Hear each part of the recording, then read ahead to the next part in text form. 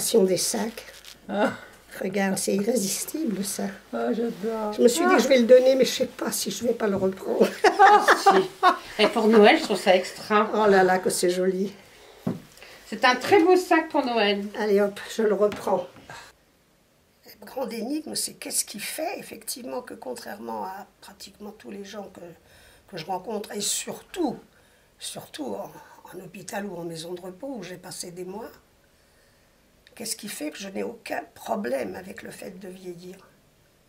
Alors disons tout de suite pour se débarrasser, hein, pour faire le ménage, bien sûr que j'ai des problèmes au point de vue marche, au point de vue ralentissement général des gestes, au point de vue vertige, au point de vue douleur de cœur, bon, des problèmes physiques j'en ai, et heureusement, mais heureusement, c'est une grâce. Hein, c'est une grâce, enfin c'est une grâce parce que ça n'est pas la chose catastrophique que je redoute, puisque j'ai eu un début d'AVC et que je ne pouvais plus parler et que je ne pouvais plus bouger le bras. Là, ça a été une autre paire de manches. Ça, j'ai peur que ça m'arrive. Mais tant que c'est pas ça, le fait que je marche difficilement, que j'ai pas envie de sortir, que je redoute me laver, m'habiller, c'est une difficulté, c'est fatigant, que beaucoup de choses sont fatigantes. Bon, je laisse tout ça tomber parce que non seulement ça m'est égal, vraiment ça m'est égal, c'est pas commode. C'est pas commode, bon, mais on vit avec un nouveau rythme. Et puis en même temps, ça me rappelle que j'ai mon âge, parce qu'alors sans ça, je ne vois pas du tout ce qui pourrait intérieurement me donner une idée de mon âge. Là, je suis à un de mes postes d'observation. J'en ai deux. J'ai cette fenêtre, et puis j'ai l'autre de la salle de bain. Celle de la salle de bain, c'est la grande fenêtre, c'est le grand cinéma, c'est le grand Rex. Mais ici, c'est quand je me lève, surtout quand je me lève, et que, bon, que je dis bonjour, quoi. Et puis j'attends qu'on me dise bonjour aussi, et ça me dit bonjour. Cette plénitude d'exister, de pouvoir faire quelque chose, et de se renvoyer, j'allais dire cette bénédiction, de se renvoyer cette...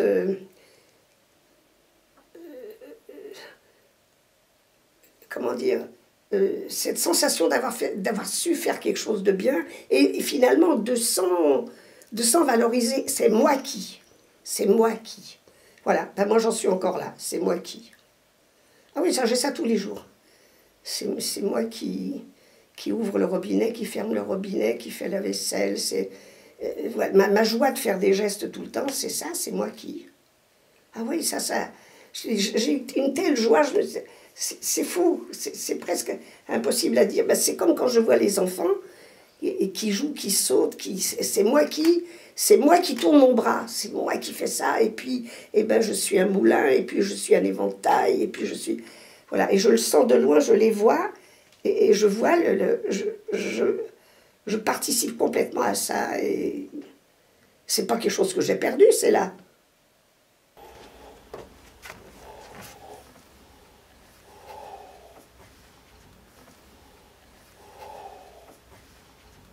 Eh bien oui, il se trouve que c'est un siège. Comme on dit, le siège, pour moi, c'est... De toute façon, tous les lieux où on peut s'asseoir maintenant sont complètement sacralisés. C'est des sauvetages, et j'en ai besoin tout le temps. J'ai besoin partout d'endroits où m'asseoir. Et puis, une fois que je me suis assise, il y a tout le temps où j'attends que d'avoir un peu moins mal, de reprendre mon souffle. Et en général... Dès que je suis assise, il y a quelque chose que je vois. Partout dans l'entrée, pareil. Sur mon lit, pareil. Tout de suite, il y a un truc que je n'avais pas vu encore ou que j'avais oublié, dont j'avais oublié que c'était si fort comme sensation. Alors là, par exemple, je crois que j'en ai pas mal parlé dans les... Il n'est pas aussi joli que j'aime, ce robinet. Mais enfin, j'aime les robinets. Hein. J'aime tout ce qui est... comment ça s'appelle ?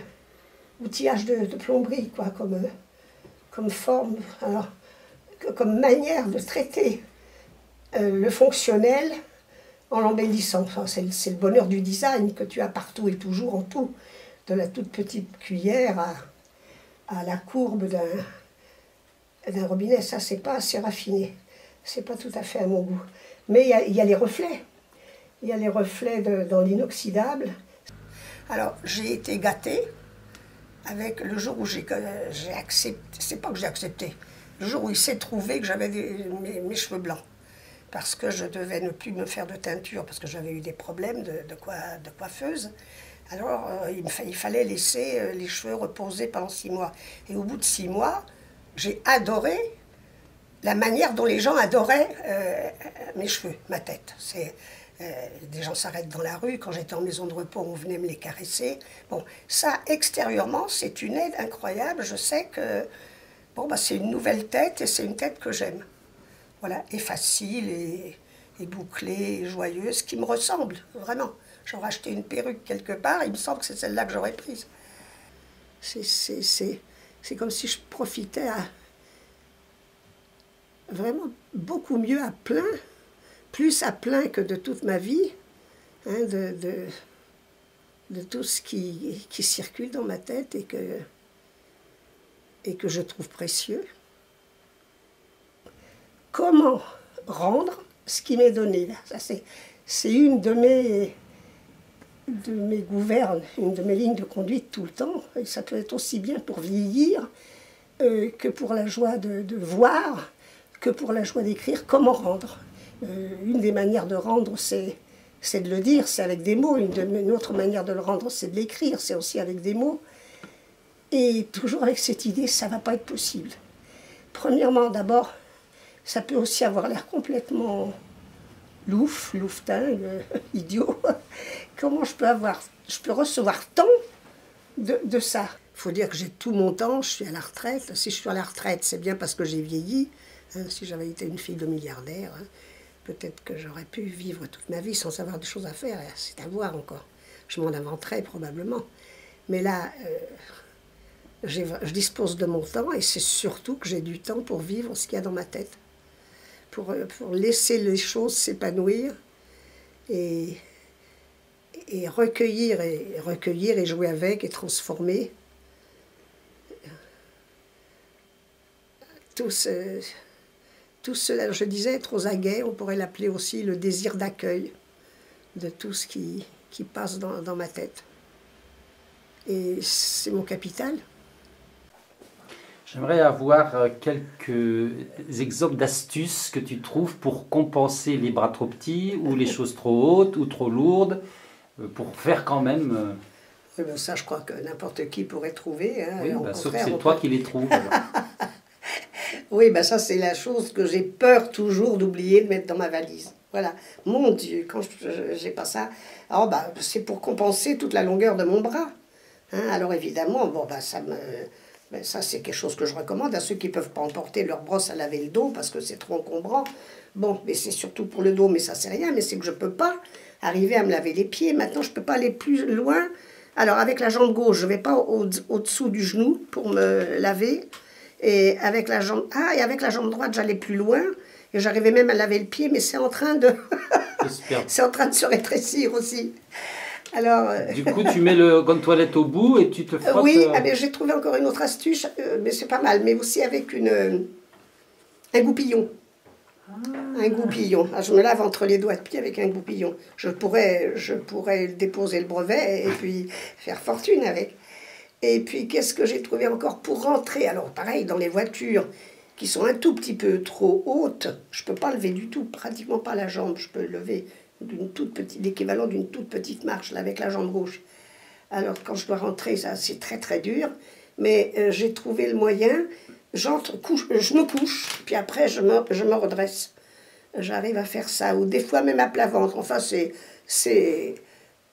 à ne pas voir, quoi, sauf pour un film comique. Donc tu veux qu'on te voit aussi comme ça, aussi dans cet état-là? Ben oui, parce que surtout maintenant, j'y pensais pas dans le temps, ça. Mais maintenant, c'est le corpus de ma vie intérieure. C'est-à-dire de ma vie tout court, puisqu'elle est quand même fondamentalement intérieure, ma vie maintenant. Ce qui aide encore le plus, c'est que de toute façon, j'ai jamais eu de ma vie la crainte de vieillir. Déjà, il faut dire que je suis partie avec ça. J'ai toujours été considéré qu'un anniversaire, c'était, on fêtait d'avoir eu droit à 1 an de plus. Et ça continue comme ça. Je viens d'avoir 91 ans et c'est la grâce. Je dirais presque, j'y pensais tout à l'heure, puis je dis je ne vais pas le dire, puis je le dis quand même. Je ne sais pas pourquoi je le dis. C'est un honneur. Non seulement que ça vive comme ça dans ma tête, que je puisse être en première loge, ne pas le rater, mais deuxièmement que je puisse le transformer et en faire une source d'amitié avec autrui, une occasion de donner quelque chose. Ça, c'est l'un va avec l'autre. La plénitude vient de là. Elle vient de tout ça ensemble. Que j'ai le temps pour vivre les choses qu'il y a en moi, que j'ai le temps et la force de faire les transformations que je peux en faire par la parole, par l'écriture, par la vie de chaque jour où tu inventes, je sais pas, une nouvelle manière de mettre la table ou une nouvelle manière d'ajouter chaque chouka dans la soupe pour que la soupe change de goût. Ça, c'est ce que j'ai aimé toute ma vie faire. Ouais. C'est l'art majeur pour moi. L'art de vivre, c'est vraiment, j'aime dire d'ailleurs même, c'est l'artisanat d'art. Voilà. Vivre, c'est un artisanat d'art. Ça demande qu'on y travaille tout le temps, comme tout artisanat d'art, comme tout art, qu'on soit toujours vigilant, qu'on soit toujours sur le qui-vive. Et je me sens comme ça. Je suis sur le qui-vive et c'est ça que j'appelle l'ivresse de vivre. Moi qui bouge peu maintenant, et ben à l'intérieur de moi, ça bouge. À l'intérieur de moi, ça trace. Ça trace dans l'espace. Ça raconte dans l'espace quelque chose. Si possible, être aux aguets, voilà. Vivre, parler et écrire, c'est peut-être même aimer aussi. Tiens, allez hop, je vais en rajouter un. Avec ça, je crois que je fais le plein. Tu vois? Et ben c'est être aux aguets. Et c'est pour ça que j'aime tout ça de la même manière. Et aux aguets de ce qui va pouvoir être vu autrement, vécu autrement, dit autrement, écrit autrement, pour que l'étonnement fondamental soit constamment renouvelé. Voilà. Oh, alors là, j'ai livré mon secret final. C'est génial.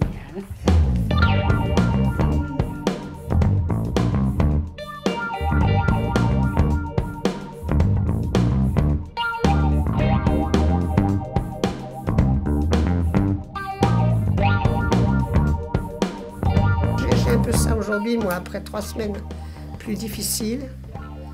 Et je me dis toujours, faut pas que je rate ma joie. Pardon.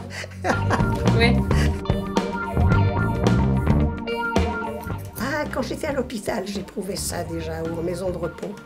J'étais toujours tellement émue quand il y avait une aide-soignante qui venait me laver les cheveux.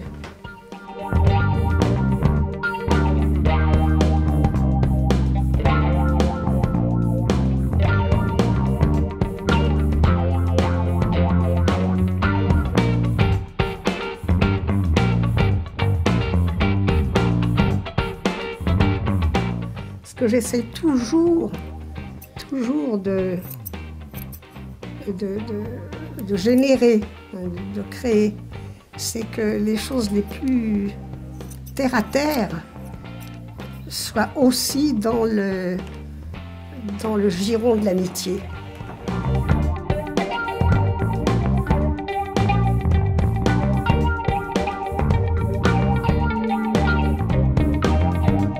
Donc je ne suis pas dans une déperdition vraiment totale de moi-même, sous la forme que j'ai même plus de quoi recréer quelque chose avec ça. Alors c'est le cas limite devant lequel je m'arrête. Je peux poser la question comme ça. Avec quoi finalement je n'arrive pas à fabriquer du plaisir. Voilà, c'est comme ça que la question se pose pour moi. Donc ce qui est lourd à porter, à déplacer, c'est-à-dire c'est trop haut aussi. J'aime les... Ah bah, c'est tout. C'est trop bas, c'est trop haut, c'est trop profond, c'est trop loin, c'est trop lourd. Voilà, je crois qu'on peut entrer là, avec ça, je me dis que quand même, là, je viens de traverser des moments où j'étais quand même pas en très bon état mental. J'étais pas, je ne veux pas dire déprime, c'est un grand mot. J'étais un peu vacante. Je me suis dit, il ne faut pas toujours que j'ai l'air d'avoir l'air contente ou quoi. Là, il y a un peu d'ennui, il y a surtout une sensation que tout est trop difficile. Je ne sais pas comment me faire aider.